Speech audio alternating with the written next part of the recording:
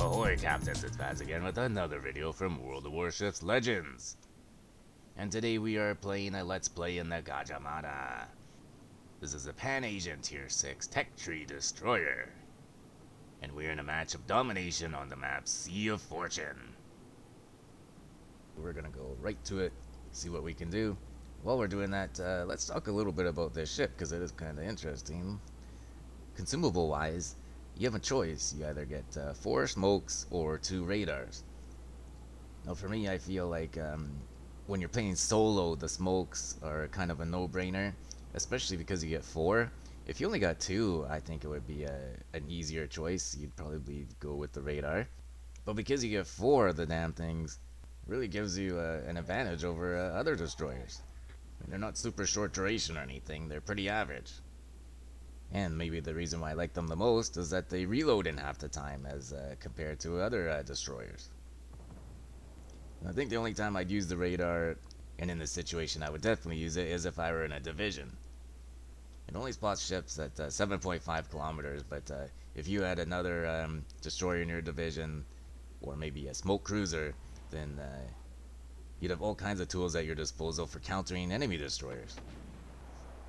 But as for this match, we're just doing our usual solo thing. And here we are entering the cap. We're playing pretty aggressively. We're going right in there. But there's one thing I want you guys to take note of here, is that my positioning. So we're getting close enough to the island so that if we do get into trouble there, we can use the island to sort of disengage and use it for cover. But we're not going to press up right against it. That is a mistake that a lot of captains do quite often. Because sometimes you get these smartasses like this Akatsuki there, who like to send out blind torps to those very spots. And as you saw just before, he made a huge mistake and left a smoke cloud. He sent all 3 racks of his torps at us, and that could have been the end of our match if we ran into one of those things. So always keep that in mind.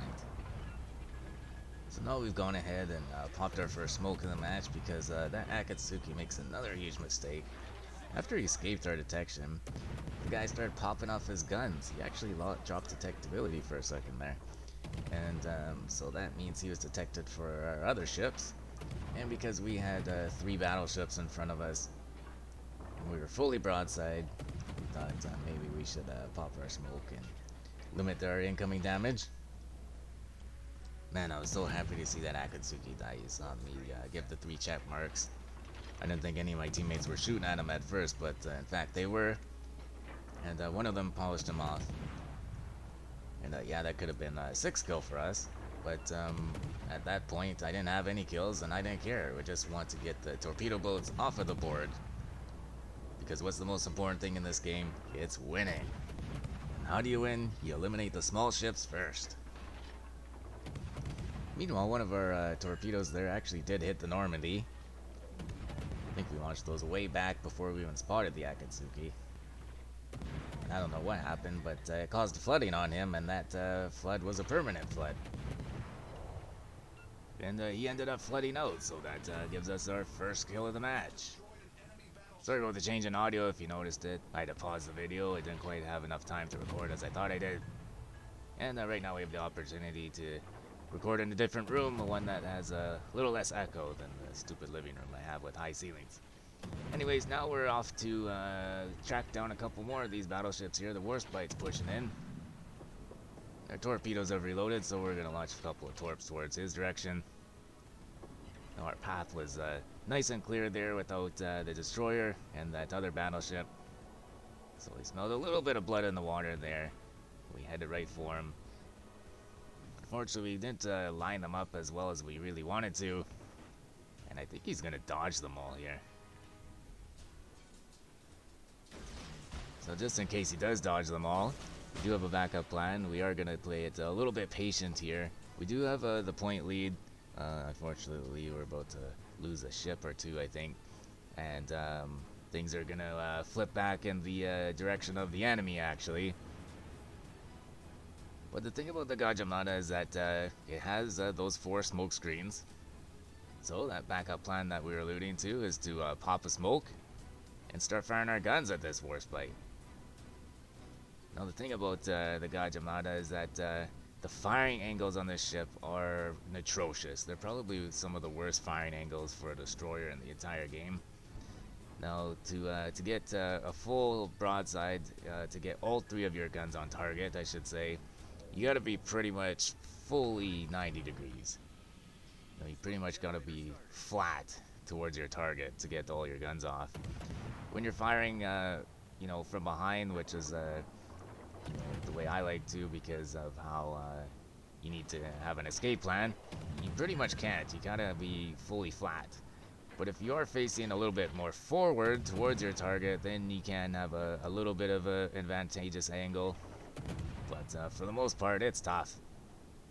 That B turret is like right pressed against the superstructure of the ship, so it can't turn very far to its stern. So we've been chipping away at this Warspite. Now we're using AP. Our first salvo of HE at the very beginning there, we had set him on fire, and then I think one of our teammates set him on fire, so he damage conned. And so we swapped to AP while his damage con was active, and we started doing some pretty decent damage against him, so we just kind of stuck with it. At the beginning of that engagement, we had about 56,000 in damage. And at the time we swapped to AP, we were just under 61,000. So you can see where our damage ticker is now to go from 61,000 all the way up here. Our AP has been giving us some great results here. So just remember, when you're at a decent range to a battleship and a destroyer, don't be afraid to use that AP and just aim for a superstructure.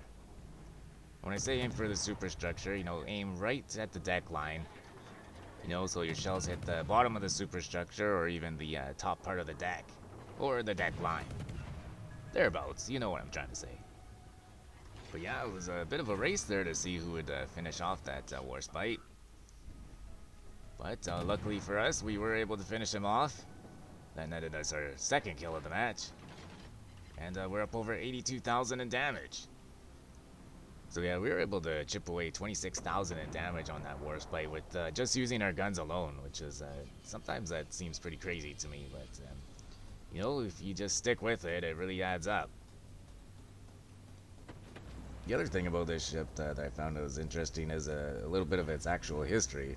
It was built in Britain as an N-class destroyer, and it was actually commissioned into the Royal Netherlands Navy as the Jerk Hiddes. That's another great name. Man, this thing had two great names.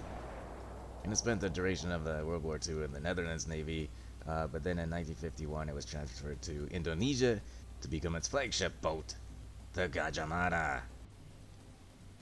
Now we have a Mutsu here that's pushing in. Good old Mutsu.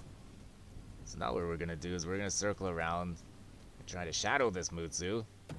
See if we can get our torps lined up on him. Take a couple more pot shots at him, which actually sets him on fire. And surprisingly, he doesn't damage con it, and the fire sticks. So that helps us rack up a little bit more damage. Now at the same time, we're also trying to predict where the last destroyer is going to be. You can see on the mini-map there that his last known position was headed towards the Delta Cap. So we're also just trying to play a little bit of defense here, trying to take out this Mutsu, with the idea that we're going to go after that destroyer next. Try and keep him out of the caps that we control.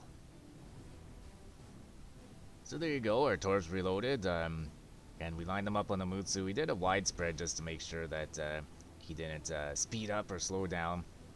Being that he was going up the channel there, it didn't give him a lot of options for dodging. His health was getting pretty low there anyways. And we did get one hit. That put us up over the 100,000 damage mark, gave us a high caliber medal. He still wasn't able to use his damage con, and he actually flooded out. That is our third kill of the match. And looky, the destroyer is in Delta Cap. So guess where we're headed? We're going on the destroyer hunt. It is going to be a little while till we actually catch up to him though. So this is a great time to go over our commander. We're using Sajien Bing. And our skill choices are Observant Rage, Look at Me Now, Twist and Track, Smoke on the Water, and for our legendary skill we're using Unstoppable. And we're using the pretty generic destroyer inspirations of Bay for concealment and Sims for a little bit of extra HP.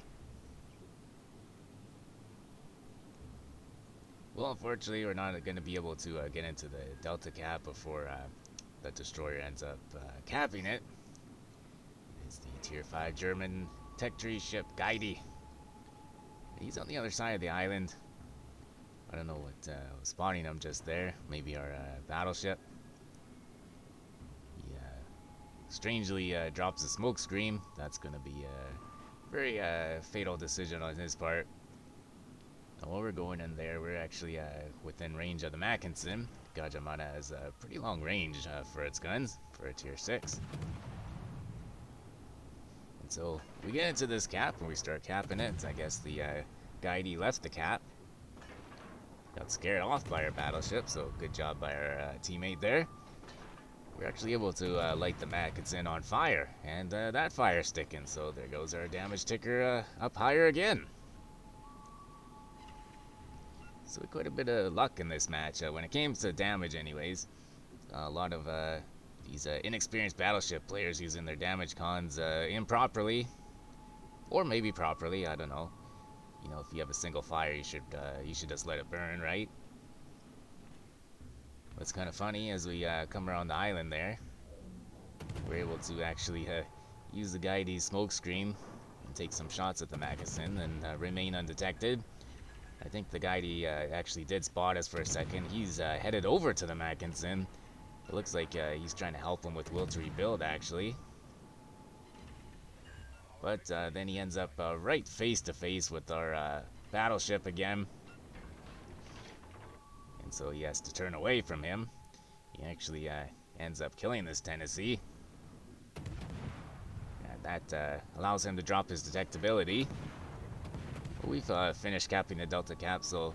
Now it's just us using our twist and track to pursue this Gadjah.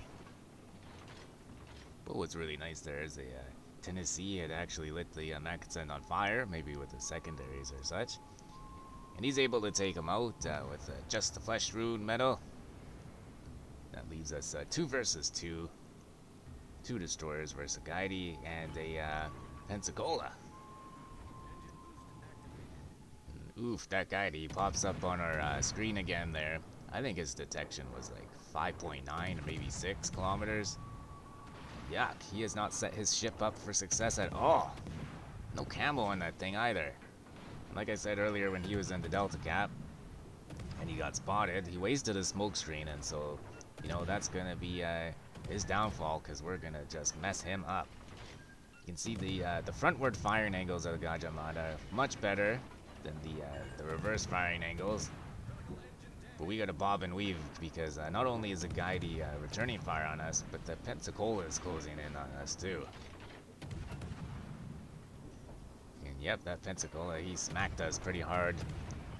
Lit us on fire. We had already used our damage con to put out a fire that the Gadjah set on us. But look at that, we killed the Gadjah. But even before that, we actually hit the brakes. And as soon as we saw him die, we popped our 3rd smoke screen of the match. And there you go, these Pan-Asian destroyers with their multiple smoke screens actually ends up saving our life here. So that's what I would say is their #1 strength. Having those 3rd and 4th smoke screens can really come in handy and save your bacon. As for the rest of this match, it's just a matter of whether we can kill this Pensacola before time runs out, or before our destroyer buddy poaches the kill from us. We did have time to line up some torps. And I was thinking that if that Pensacola still had a sonar left, better get my torps off before he's able to detect us and kill us. At least we still have a chance at the Kraken, even if we were already sunk. But there you go, we were still able to finish him off and stay alive. And that's our 5th kill of the match, and our Kraken Unleashed medal. Also got the win for our team, and that's all good and important too. Alright, now let's take a look at this stat screen. It's kind of loaded up here. We ended this match with 151,000 in damage, 5 sinkings, the Confederate medal, high caliber medal, and Kraken Unleashed medal. Ended up with a good amount of silver, XP, global XP, and commander XP. When I'm grinding a tech tree ship, I always put the epic XP booster on it. And because I know that's going to boost my other earnings, I'll usually put rare or epic boosters for global, commander, and credits too. Now, if you take a look at the team screen here, we end up with 3,762 XP, less than 100 XP off of the record on wowsbuilds.com. So we had ourselves quite the match. This is probably one of the best overall matches I've ever had. Well guys, I hope you really did enjoy this video. If you did, please hit that thumbs up button for me. If you want to see more of my videos, hit that subscribe button. Feel free to leave a comment for me down below. And as always, take care of yourselves and do what makes you happy.